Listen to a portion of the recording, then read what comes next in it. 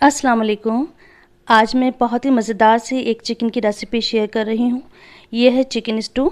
इसे खड़े मसाले का चिकन भी कहते हैं। इसमें जो मसाले हैं वो ज़्यादातर खड़े ही जाएंगे और इसमें ज़्यादा प्याज का इस्तेमाल होता है। बहुत ही मज़ेदार सी ये रेसिपी बनकर तैयार होती है। ये नान, रुमाली रोटी या घर की चपाती के साथ बहुत अच्छी लगती है। इसको बनाना शुरू करते हैं। इसके लिए मैंने लिया है 1 किलो चिकन, जिसको मैंने धो लिया था और धोने के बाद इसको 3-4 चम्मच विनेगर में और 1 लीटर पानी में डिप करके रख दिया था। मतलब 1 लीटर पानी में मैंने 4 चम्मच विनेगर डाला था और उसमें चिकन को डिप करके रख दिया था और 15 मिनट के बाद मैंने इसको वॉश करके रख दिया है। तो 1 किलो चिकन के लिए मैंने यहाँ पे 750 ग्राम प्याज ली है, जिसको बारीक बारीक कट कर लिया है। और साथ ही जाएंगे इसमें खड़े गरम मसाले, दालचीनी, जावित्री, हरी इलायची, काली इलायची, लौंग और काली मिर्च। साथ ही जाएंगे इसमें 3 से 4 तेज पत्ते और 6-7 या अपने टेस्ट के हिसाब से साबुत सूखी मिर्च। आप मिर्च की क्वांटिटी बढ़ा सकते हैं अगर आपको चटपटा ये पसंद है तो। अब एक हैवी बॉटम पैन में मैंने मस्टर्ड ऑयल को गर्म करा है। मैंने यहाँ पर 100 ml मस्टर्ड ऑयल लिया है, जिसको अच्छा गर्म करके थोड़ा ठंडा कर लिया है और इसमें सारे खड़े गरम मसाले ऐड कर दिए हैं। कुछ लोग कमेंट करते हैं कि ऑयल कम यूज़ करा करिए, लेकिन इस तरह की जो रेसिपीज़ होती हैं इसमें ऑयल का ज़्यादा ही इस्तेमाल होता है, तभी वो टेस्ट में भी अच्छी बनती हैं और देखने में भी अच्छी बनती हैं। और ये पूरा आपके ऊपर डिपेंड करता है, आप चाहें तो ऑयल की क्वांटिटी कम से कम रख सकती हैं। तो जब इसमें खड़े गरम मसाले थोड़े क्रैकल हो गए थे तो मैंने जो कटी हुई प्याज थी वो ऐड कर दिया और टेस्ट के हिसाब से नमक ऐड कर दिया है 2 चम्मच और साथ ही यहाँ पर तेज पत्ते डाल दिए हैं। और प्याज को सॉफ्ट करने के लिए हम इसको ढक ढक के कुक करेंगे। तो इसको मैं 4 से 5 मिनट प्याज को ढककर कुक करूँगी और बीच में इसको 1-2 बार चलाती रहूँगी, जिससे कि प्याज जले नहीं। तो ढक के कुक करने से क्या होगा कि प्याज जो है वो जल्दी सॉफ्ट हो जाएगी, क्योंकि चिकन तो बहुत जल्दी कुक हो जाता है, उसे कुक होने में टाइम नहीं लगता, प्याज कच्ची रह जाएगी और सॉफ्ट नहीं हो पाएगी। तो इसलिए प्याज को हम पहले ढककर कुक कर लेंगे। अब प्याज थोड़ी सॉफ्ट हो गई है तो मैंने यहाँ पर 3 चम्मच जिंजर गार्लिक पेस्ट लिया है। अब इसके साथ प्याज को हम भूनेंगे 2 मिनट के लिए और यहाँ पे फ्लेम को हाई रखेंगे। 2 मिनट के बाद जो वॉश करा हुआ चिकन था वो ऐड कर देंगे। अब इसको भूनेंगे हम और फ्लेम हमें हाई रखनी है। जितनी भी इस तरह की रेसिपीज़ होती हैं वो जितनी भुनी जाती हैं उतनी ही टेस्टी मज़े की बनकर तैयार होती हैं। तो इसको हम भून भून कर ही कुक करेंगे, मसाले डालते जाएंगे और भूनते जाएंगे। तो भी मैंने इसको 3 से 4 मिनट लहसुन अदरक के पेस्ट के साथ चिकन को अच्छी तरह से भून लिया है।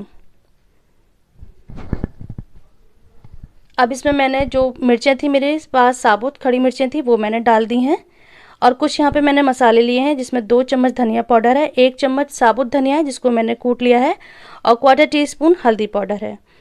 बस इसमें यही मसाले जाएंगे और इसमें पिसी हुई मिर्च का इस्तेमाल नहीं होता। स्टू में पिसी हुई मिर्च नहीं जाती है, साबुत लाल मिर्च जाती हैं और साबुत हरी मिर्च जाती हैं। तो इन सब मिसालों के साथ भी हम इसको अच्छी तरह से भून लेंगे और जो हमें गैस की फ्लेम है वो हमें हाई रखनी है। हाई फ्लेम पर जब हम चिकन भूनेंगे तो वो अंदर से जूसी रहेगा और टूटेगा भी नहीं, क्योंकि लो पर जब हम इसको भूनेंगे तो वो सॉफ्ट हो जाएगा और जो पीसेज हैं वो टूट जाएंगे। तो इन चीज़ों का ध्यान रखते हुए ये स्टू तैयार करिएगा, इंशाल्लाह बहुत मज़े का तैयार होगा। अब मैंने यहाँ पर 3 टमाटर लिए हैं। जो ऑथेंटिक रेसिपीज़ होती हैं स्टू की उसमें टमाटर नहीं जाता है, लेकिन ये मैं शादियों वाला स्टू बना रही हूँ। तो आजकल शादियों में, दावतों में जो स्टू बनता है उसमें टमाटर डाला जाता है। तो इसमें मैंने 3 टमाटर को कट कर लिया है रफली और उसको ऐड कर देंगे। अब इसके साथ हम चिकन को भूनेंगे।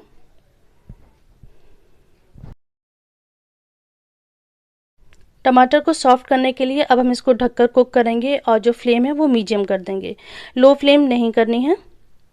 तो 3 से 4 मिनट हो गए हैं। अब इसकी लिड हटाकर हम इसको खोल कर भूनेंगे। मैं चिकन ज़्यादातर खोलकर ही कुक करती हूँ, क्योंकि ढककर कुक करने से बहुत जल्दी ये सॉफ्ट हो जाता है, टूट जाता है। तो सिर्फ इतना ही देर हमें कुक करना है ढककर, जिसके टमाटर सॉफ्ट हो जाए। अब ये अच्छी तरह से टमाटर सॉफ्ट हो गए हैं, मसाला बिल्कुल अच्छी तरह से मिक्स हो गया है और तेल इसमें अलग हो गया है। तब इसमें हम दही डालेंगे। मैंने यहाँ पर 100 ग्राम दही का इस्तेमाल करा है। दही ज़्यादा खट्टी नहीं लेनी है, तो ये फ्रेश दही है। दही के साथ अब इसको भूनेंगे। तो दही ड्राई होने तक हम इसको हाई फ्लेम पर भूनेंगे और बीच बीच में इसको चलाते रहेंगे। तो आपने देखा कि मैंने हर मसाले के बाद इसको अच्छी तरह से भूना है। अब यहाँ पे मैंने 5 से 6 हरी मिर्चें और 10 से 12 काजू डाल दिए हैं, जिसकी ऐड करी थी उसकी क्लिप ऐड नहीं हो पाई है।